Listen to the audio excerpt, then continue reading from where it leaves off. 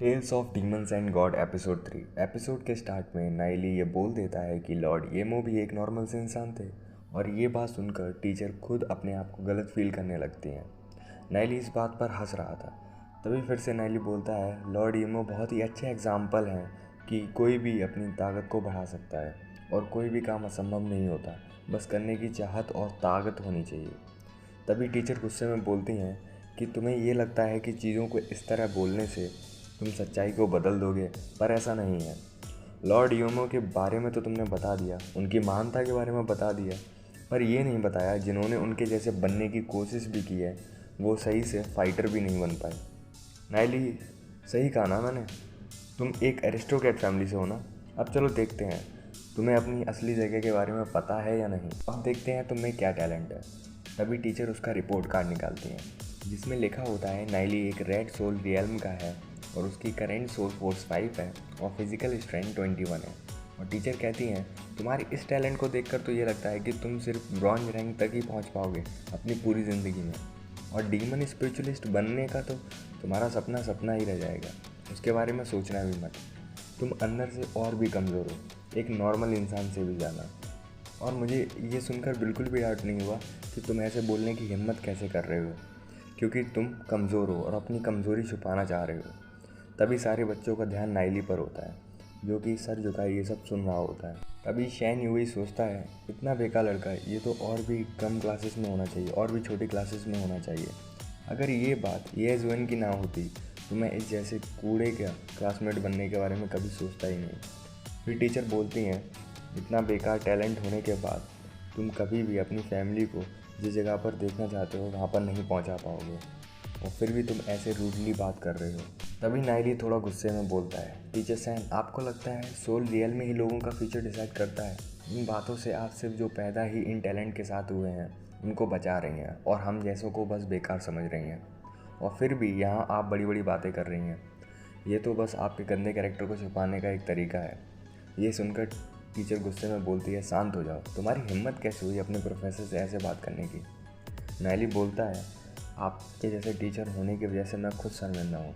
मैं खुद इस बात की गारंटी लेता हूँ कि यहाँ बैठे हुए बहुत से नॉर्मल बच्चे अपनी लिमिट्स को क्रॉस करेंगे और बहुत कुछ अच्छा अचीव करेंगे, पर आप उनको शांति से समझाने की जगह पर अपने शब्दों से डिमोटिवेट कर रही हैं, और जो कि एक टीचर को शोभा नहीं देता। मानता हूँ मैं वीक हूँ, तो क्या हुआ, एक दिन ऐसा भी आएगा जिस दिन मैं लीजेंड रैंक डीमन स्पिरिचुअलिस्ट बनूंगा, जैसे कि लॉर्ड येमो थे, और इस शहर की सबसे सुंदर लड़की से शादी करूंगा। तभी येजुएन का ध्यान नाइली पर चला जाता है। येजुएन नाइली को देखकर शर्मा जाती है और शैनवे ये देखकर गुस्से में हो जाता है। तभी टीचर हंसती है और कहती है, इससे ज़्यादा फ़नी जोक मैंने आज तक अपनी लाइफ में नहीं सुना कि तुम लीजेंड रैंक डीमन स्पिरिचुअलिस्ट बनोगे लॉर्ड येमो की तरह। तुम्हें ये पता नहीं कि लॉर्ड येमो भी जब यंग थे तब उनमें बहुत सारे टैलेंट थे और वो सियान सोल को पजेस करते थे, पर तुम सोच रहे हो कि तुम अकेले ही उनको सरपास कर जाओगे, यानी उन जैसे बन जाओगे। क्या बकवास कर रहे हो, और ये फालतू का मुंह चलाने की जगह क्यों ना तुम कुछ सीखने में ध्यान दो। नाइली कहता है, मुझे पता है तुम नहीं मानोगी, पर एक दिन मैं तुम्हारा मुंह बंद जरूर करूँगा इसे सच करके। ये फालतू के टेस्ट किसी इंसान की असली काबिलियत को नहीं पहचान सकते, और मैं अभी से असंभव को संभव करके दिखाऊंगा।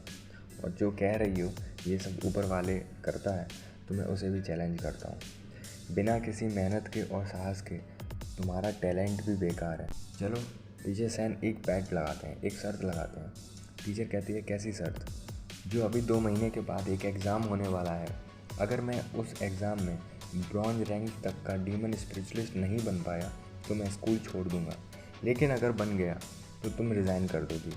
और ये सुनकर पूरा क्लास शॉक में हो जाता है, और ये सुनकर टीचर हंसती हैं, तुम बहुत बड़ी बड़ी बातें करते हो, तुम्हें लग रहा है तुम सीधा 5 पॉइंट से 100 पॉइंट पर पहुंच जाओगे सिर्फ 2 महीने में। नाइली बोलता है, तो टीचर शैन, हिम्मत है आपके पास एक्सेप्ट करने की? टीचर कहती है, अगर हिम्मत की बात है तो क्यों नहीं, मैं तुम्हारे जैसे ईगो वाले लड़के से नहीं हारूंगी। पर ऐसी र्यूडनेस दिखाने की वजह से जब तक एग्ज़ाम नहीं आ जाता तुम क्लास में पीछे खड़े होकर ही क्लास अटेंड करोगे। नाइली जाते हुए बोलता है, तो जो शर्त लगाई है उस पर पछताना नहीं। टीचर बोलती है, पछताना? मजाक है क्या? तुम मेरे पास रोते हुए मत आना। फिर जो लड़के बैठे हुए होते हैं फिर क्लास में हंसने लगते हैं नाइली पर, उसका मजाक उड़ाने लगते हैं कि फ्यूचर का डीमन स्पिरिचुअलिस्ट अब क्लास में पीछे खड़े होने जा रहा है। और भी बच्चे बोलने लगते हैं कैसे स्कूल से निकल जाने का डर नहीं है, ये तो बहुत ही ईगो वाला बंदा है। तभी एक बंदा जिसका नाम डूजे होता है वो खड़ा होता है और कहता है नाइली को इसलिए सज़ा मिली क्योंकि वो हमारे जैसे लोगों के साथ दे रहा है और हमारे लिए बोला, तो मैं कैसे बैठ सकता हूँ। टीचर ये देखकर बोलती है अच्छा तुम्हें भी खड़े होने का शौक़ है तो तुम भी खड़े हो जाओ। फिर एक एक करके बहुत सारे उसके दोस्त आने लगते हैं कि वो वहाँ अकेले बैठकर क्या करेंगे, और उन्हें इस बात पर भरोसा था कि इस बंदे ने हमारे लिए इतनी बड़ी शर्त लगाई है तो हम इतना तो कर ही सकते हैं। और यहीं पर हमारा एपिसोड 3 ख़त्म होता है। अगर वीडियो पसंद आए तो please like share and subscribe कीजिए। मिलते हैं नेक्स्ट एपिसोड में, तब तक के लिए बाय बाय।